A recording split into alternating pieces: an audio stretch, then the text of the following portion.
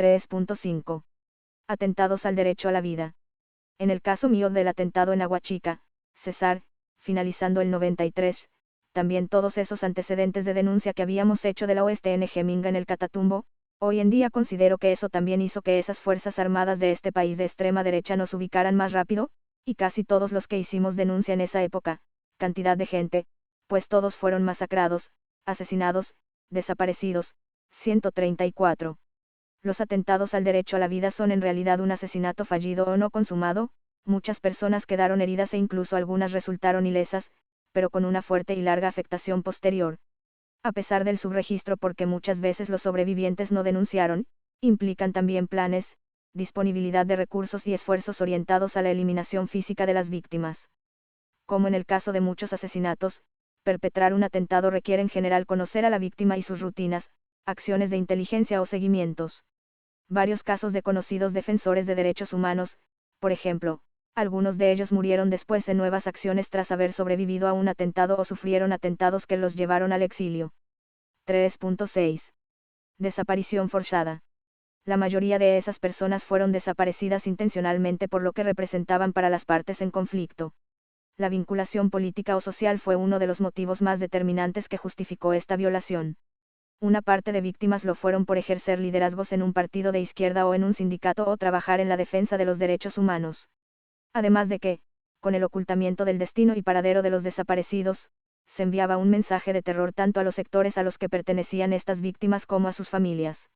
A las personas las cogían, las mataban, las amarraban, las tiraban en el río. A veces les amarraban piedras o algo pesado para que las personas se fueran a las profundidades. Otros los tiraban al río y el mensaje era el que los coja se muere, en principio yo sé y tengo conocimiento. Yo soy de acá del campo. Algunas personas de nuestra comunidad, por el significado de lo que representaba la persona humana, en muchos casos se recogían en las comunidades. Pero llegó un momento en que ya nadie lo podía hacer, porque el mensaje era el que lo coja se muere. Y muchas personas desaparecidas, que no se consiguieron jamás, posiblemente quedaron en lo más profundo del río Atrato. La desaparición forzada de personas supone una violación del derecho a la vida que sustrae a la persona de su medio social y familiar, no se conoce qué pasó con ella, y los responsables no dan cuenta de lo sucedido, ocultan su destino, su muerte o lo que pasó. Para los familiares supone una herida abierta y el duelo permanece abierto debido a la imposibilidad de saber lo sucedido. En los casos de desapariciones forzadas donde se da la participación de agentes del Estado o de grupos con su aquiescencia, como los grupos paramilitares, al desconocimiento del destino se une el ocultamiento de la realidad o de las pruebas o la negación de información a los familiares. Otros muchos desaparecidos lo han sido tras ser reclutados, o personas secuestradas que murieron durante su cautividad, o que fueron asesinadas sobre todo por las guerrillas y de las cuales los familiares desconocen su destino. La práctica de la desaparición forzada ha estado asociada en Colombia a finales de los años 70 y 80 con la implementación del Estatuto de Seguridad del gobierno de Julio César Turbay Ayala, 1978-1982, cuando la desaparición forzada empezó a llevarse a cabo como una práctica contrainsurgente por parte de miembros de la institucionalidad armada 136. En los años 90, los grupos paramilitares usaron esta práctica, y en la década de 2000 de forma a veces masiva. A partir de 1995 inicia un crecimiento sostenido hasta llegar a su nivel más alto en 2002, para luego descender hasta 2006 y tener un nuevo aumento en 2007. Por una parte, fue usada como una forma de terror, por otra para ocultar los hechos que estaban siendo muy visibles y de conocimiento público en esa época. El silencio teje una niebla en los familiares y la búsqueda se convierte en una lucha y un sentido para poder saber qué pasó y asimilar la pérdida o buscar justicia.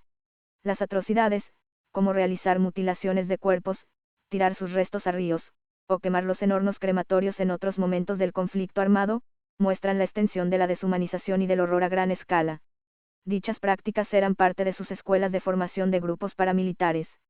La investigación de los casos de personas desaparecidas está sometida a muchas dificultades, porque se incluyen registros poco sistemáticos, se hacen denuncias ante diferentes instituciones u organizaciones y por el modus operandi de las mismas. Por ejemplo, personas de las que se denunció el reclutamiento y no se supo más de ellas, o las épocas en que no se registraban como personas desaparecidas sino como secuestradas. Según la integración de datos realizada por el proyecto CEBJE-PERDAG, la Comisión puede afirmar que, en Colombia hay, alrededor de 121.768 personas fueron desaparecidas forzadamente en el marco del conflicto armado, En el periodo entre 1985 y 2016, el Centro Nacional de Memoria Histórica, en el año 2016, encontró que 15 subregiones del país registraron niveles críticos de desaparición forzada entre 1970 y 2015, presentando más de 1.000 víctimas a lo largo del periodo. Muchas de estas regiones coinciden con los hallazgos hechos por la Comisión.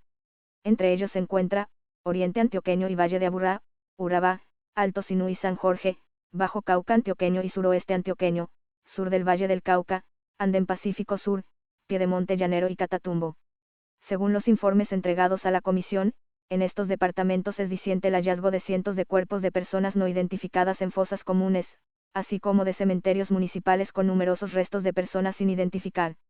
Las dificultades de los procesos de búsqueda, falta de coordinación de instituciones y fragmentación de las investigaciones conllevan una enorme dificultad de estos procesos, además de la falta de acceso a información considerada reservada por parte de cuerpos de seguridad y del ejército. La comisión conoció numerosos relatos de que cientos de personas desaparecidas que fueron arrojadas al canal del dique, Caribe. La desaparición forzada ha sido una práctica sistemática perpetrada por la fuerza pública y por los grupos paramilitares, como lo determinaron los tribunales de justicia y paz entre 1999 y 2006. Las guerrillas, particularmente las FARC-EP y el ELN, también son responsables de la desaparición de personas reclutadas, secuestradas o asesinadas sobre las que no se ha proporcionado información de su destino o lugares de entierro, cuyas familias han demandado durante años que proporcionen información. Los momentos en que se tiene mayor registro de desapariciones forzadas se corresponden con los de ejecuciones extrajudiciales. Es decir, se dieron en los mismos tiempos y con tendencias similares. Según declaraciones de líderes paramilitares, en algunos momentos del conflicto recibieron indicaciones de que había que tratar de desaparecer a las personas, porque los cuerpos que podían verse en calles o caminos llamaban mucho la atención y era conveniente ocultarlos. Lo que muestra una práctica deliberada de ocultamiento de los hechos como parte de su modo de operación. La configuración de los impactos de la desaparición forzada se comprende mejor por esta conexión con otras violaciones de derechos humanos. Los familiares de la persona desaparecida no solo enfrentan la incertidumbre sobre el paradero de sus seres queridos donde están, sino también sobre el estado en el que se encuentran o cuáles habrán sido sus sufrimientos. Estas consideraciones no solo son parte del relato de los hechos o las víctimas, la desaparición forzada incluye en general la tortura como parte del modus operandi de los autores, y supone también no solo una herida permanente, sino un delito continuo, que sigue perpetrándose mientras se desconoce o no se proporciona información de los desaparecidos. La configuración de los impactos de la desaparición forzada se comprende mejor por esta conexión con otras violaciones de derechos humanos. Los familiares de la persona desaparecida no solo enfrentan la incertidumbre sobre el paradero de sus seres queridos donde están, sino también sobre el estado en el que se encuentran o cuáles habrán sido sus sufrimientos. Estas consideraciones no solo son parte del relato de los hechos o las víctimas, la desaparición forzada incluye en general la tortura como parte del modus operandi de los autores, y supone también no solo una herida permanente, sino un delito continuo, que sigue perpetrándose mientras se desconoce o no se proporciona información de los desaparecidos.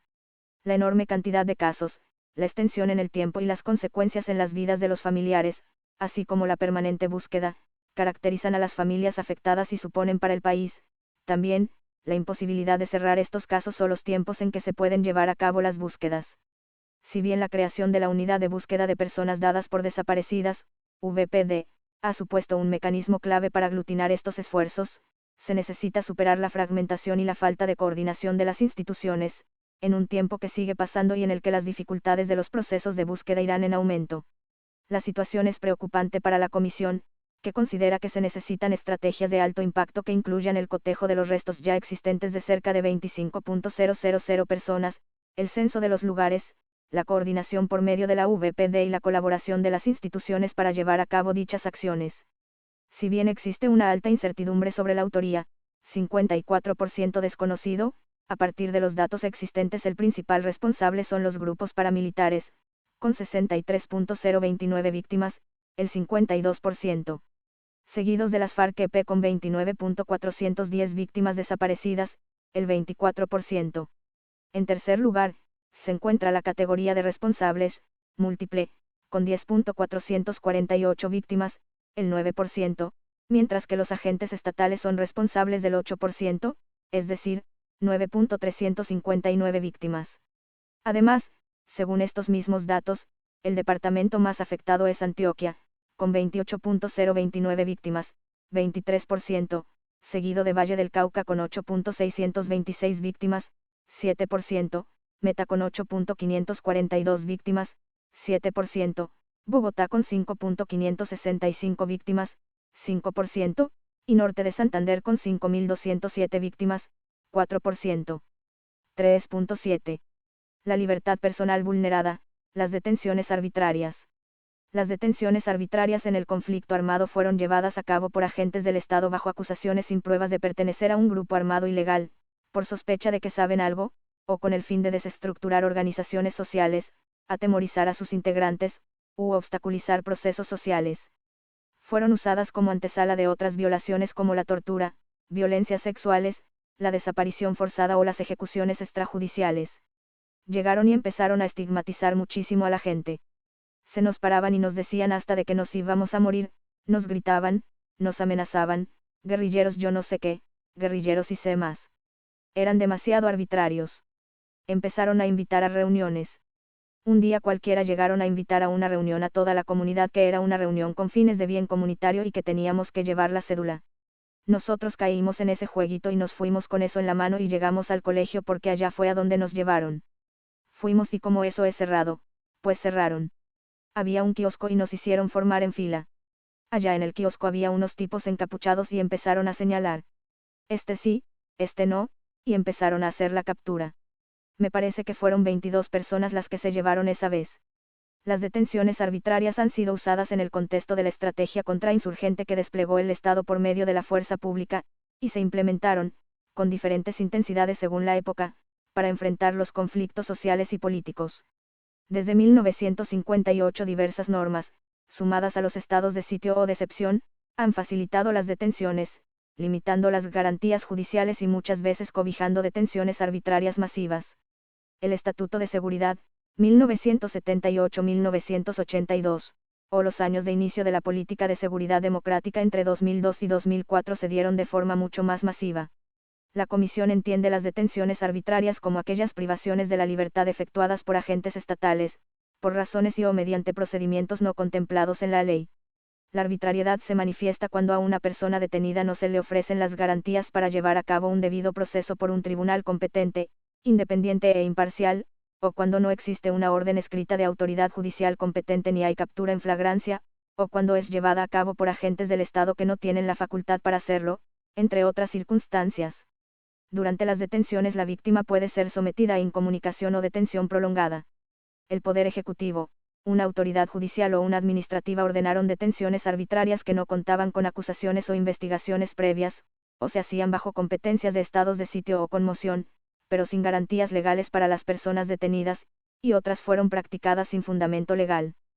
Se registraron detenciones masivas arbitrarias en un periodo álgido del conflicto armado entre 2002 y 2008, en lugares como Arauca, Bolívar, Santander, Medellín, Eje Cafetero y Huila, entre otros. Las detenciones masivas no se respaldaron en evidencia, sino que fueron formas de criminalizar a sectores de la sociedad civil, bajo el estigma de enemigo interno. El Estado capturó a cientos de personas sin pruebas y las sometió a interrogatorios y procesos para buscar información u obtener autoinculpaciones. En las detenciones arbitrarias la fabricación de pruebas falsas y la falta de independencia en la evaluación de los casos hacen parte del proceso, y la mayoría de personas detenidas quedan en libertad por la debilidad de las pruebas. Muchas personas duran detenidas varios años hasta que los abogados demuestran la falsedad de las pruebas y consiguen su libertad. Sin embargo, la estigmatización continúa afectando a las víctimas, así se demuestre su inocencia. Buena parte de las detenciones arbitrarias se dan en contextos de desprotección, tienen un grave impacto familiar y social, representan pérdida de trabajo o señalamientos posteriores, y en otros casos se asocian con malos tratos y torturas.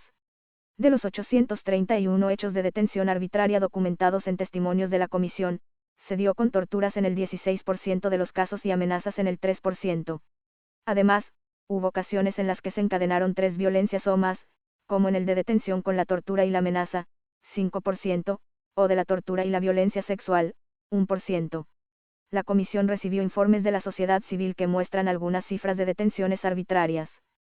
Sin embargo, al no contar con fuentes de información oficiales, se presenta un significativo subregistro. Esto repercute en la imposibilidad de obtener una cifra total y unas tendencias claras. Según datos del Movimiento de Víctimas de Crímenes de Estado, el periodo del Estatuto de Seguridad, 1978-1982, es donde más detenciones arbitrarias se registraron, con un total de 16 horas 0 víctimas. El Centro de Investigación y Educación Popular registró que, entre 1990 y 2002 hubo 10.732 víctimas, situación que estaría relacionada con el estado de sitio a comienzos de la década de los 90 y el estado de conmoción que se vivió a partir de agosto de 2002. La Comisión Colombiana de Juristas plantea que desde 1990 hasta el año 2016 se registraron 5.985 detenciones arbitrarias. En contraste, el Comité de Solidaridad con los Presos Políticos entre 2002 y 2004 registró 6.590 víctimas. Además, conviene resaltar el esfuerzo que se ha hecho desde el Centro de Cooperación al Indígena, CECOIN, por referenciar a las víctimas indígenas que han sufrido de esta violación y que evidencia cómo esta población ha sido especialmente victimizada, registrando un total de 2.493 víctimas entre 1974 y 2.004.143.